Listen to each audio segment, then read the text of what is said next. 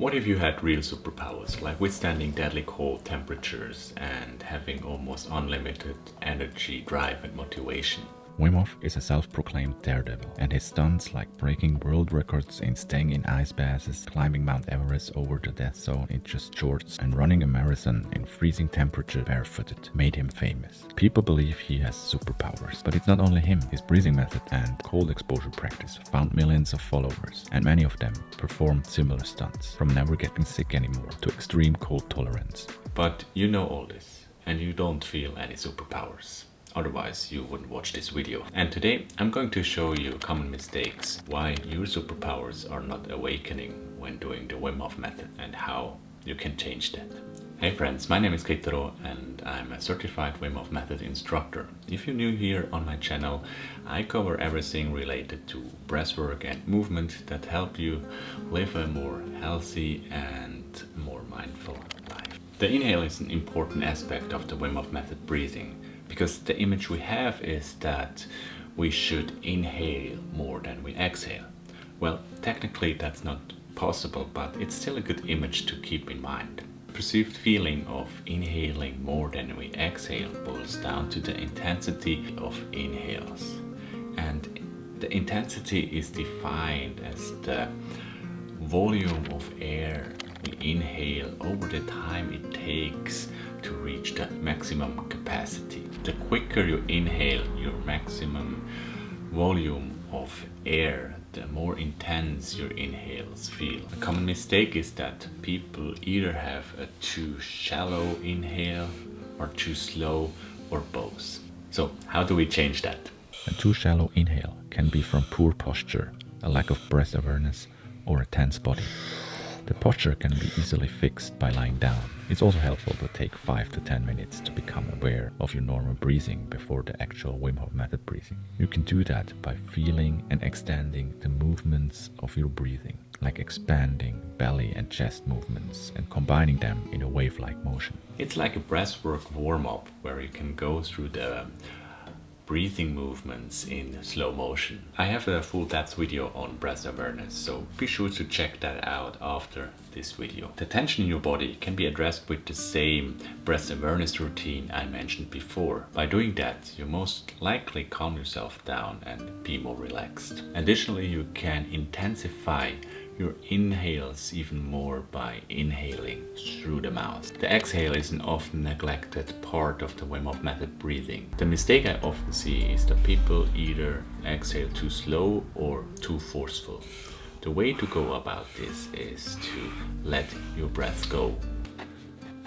It's helpful to understand the breathing mechanics for this. When we inhale, our diaphragm contracts, stretching our lungs down and creating an under pressure which forces air in. And when we exhale, the diaphragm relaxes and pushes the lungs up again and pushes the air out.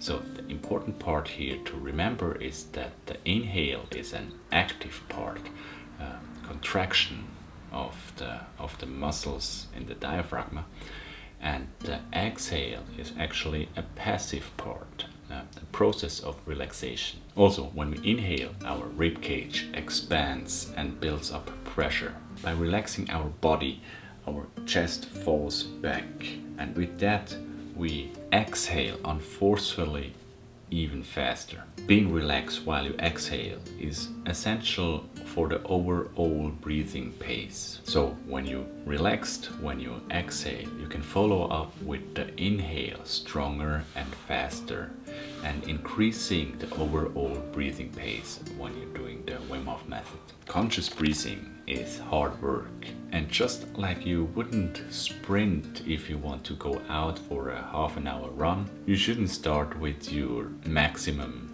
breathing pace. Instead, as I mentioned before, it's good to start with a short breath awareness practice and then gradually increase to a faster paced breathing rhythm. Here it can be extremely valuable to have a guided breathwork session with somebody, but if you're alone, a protocol that I like to use is I do 5 minutes of breath awareness, then one round of the Wim Hof Method through the nose. Then the second round I will do through the mouth, but at around 50% of my maximum breathing pace capacity.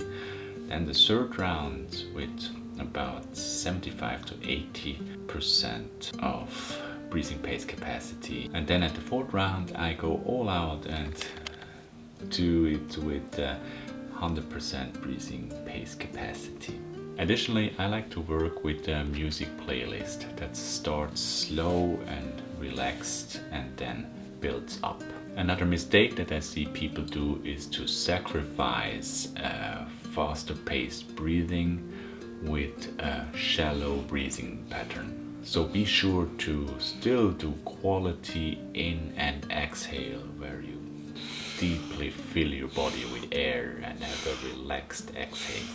But just like with most skills, everything that takes time and hard work to perform well will look very easy and relaxed when doing it on a proficient level. But just because we all breathe, it doesn't mean that breathing fully and deeply in a fast pace while staying relaxed simultaneously is something you develop overnight. It takes skill and time to develop a proficient level. And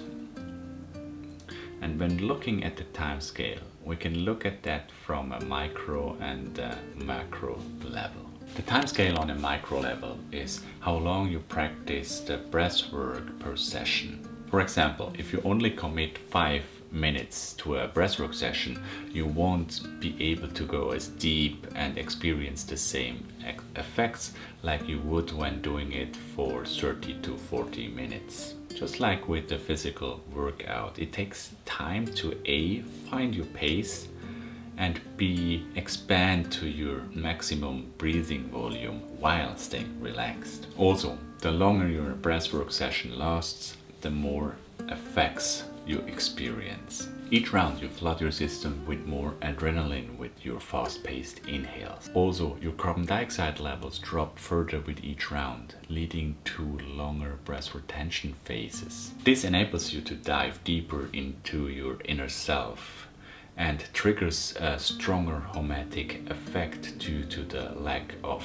oxygen in your blood. And all this cascades to more of these superhuman benefits. So I recommend doing 4 to 5 rounds of the Wim Hof Method breathing, or 20 to 40 minutes. On a macro level, time is how often or how regularly you do the Wim Hof Method breathing practice. If you only do it once per week, it's really tough to build up a habit or the necessary skills to perform it well. But by implementing a daily breathing session or breathwork practice, you not only build up a habit and the necessary skills, but you also develop more lung capacity and CO2 tolerance. And speaking of time, when asking me what the best time during the day would be to do the Wim Hof Method breathing,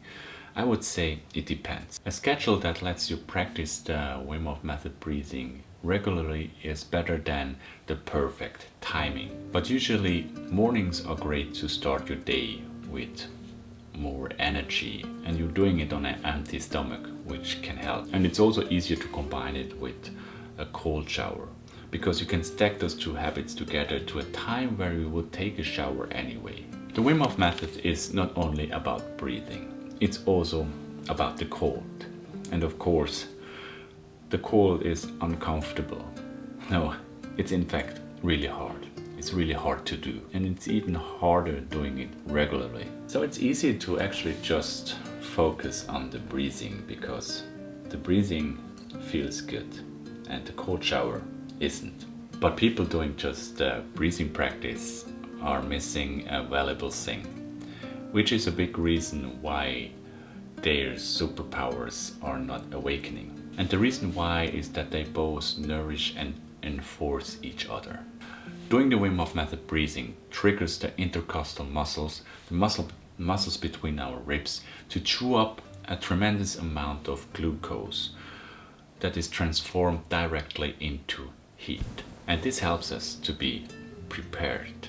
Additionally, the combination of the adrenaline release from the breathing practice and the self-induced stress from the cold activates a brain area called the periaqueductal gray, which, among other things, modulates pain. That means that the combo of the breathing and the cold can help us perceive pain differently and less intensely. At the same time, the activity spikes of the periaqueductal gray can stimulate the release of endogenous opioids and endocannabinoids, which contribute to a deeper sense of well-being and also the high feeling one can experience after the practice. But also with the breathing practice, it takes a little courage to face the discomfort of a cold shower. There are different ways how you can learn to overcome the challenge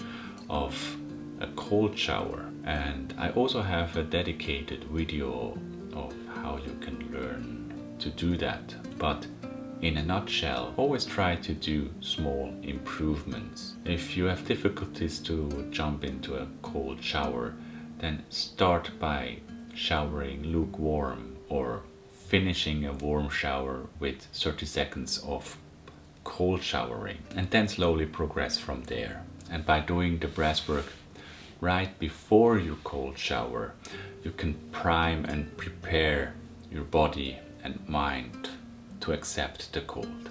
I hope this video helps you to unlock the amazing benefits the Wim Hof Method can have for you. Wim has tons of free breathwork videos and a paid full course, which I can highly recommend. But if you like a little of my flavor and like my voice or my vibe, I'm about to release a short guided breathwork course. You can find the link in the description. As always, thanks for watching and see you in the next video.